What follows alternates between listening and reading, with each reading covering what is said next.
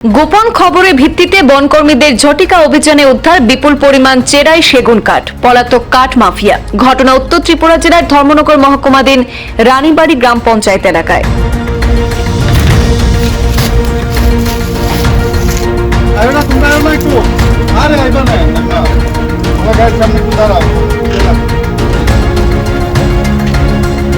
জানা গেছে, শনিবার কদমতলা ফরেস্ট বিটের ইনচার্জ অভিজিৎ দাসের কাছে গোপন খবর আসে ভারত বাংলা ও ত্রিপুরা আসাম সীমান্তের রানীবাড়ি গ্রাম পঞ্চায়েতের 4 নম্বর ওয়ার্ডের আব্দুল সত্তারের বাড়িতে বিপুল পরিমাণ চেরাই সেগুন কাঠ মজুত রয়েছে।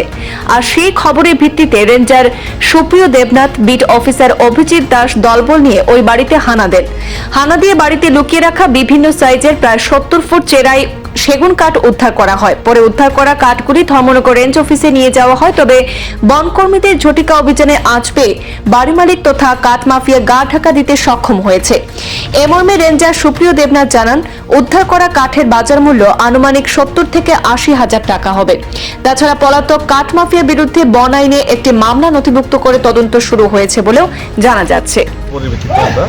রানীবাড়ি এলাকাতে একজন লোকের বাড়িতে গেছি, তো যাওয়ার পর এখান থেকে আমরা আনুমানিক 70 CFD যার বাজার মূল্য আনুমানিক 70 থেকে 80 হাজার টাকা হইব। তো ওইটা তারপর সিজ করার পরে এখানে আমরা গেছি। মালগুলোর যে মালিক আছে, আমরা প্রাথমিক যে ইনভেস্টিগেশনে পাইছি তার নাম আব্দুল সত্তার।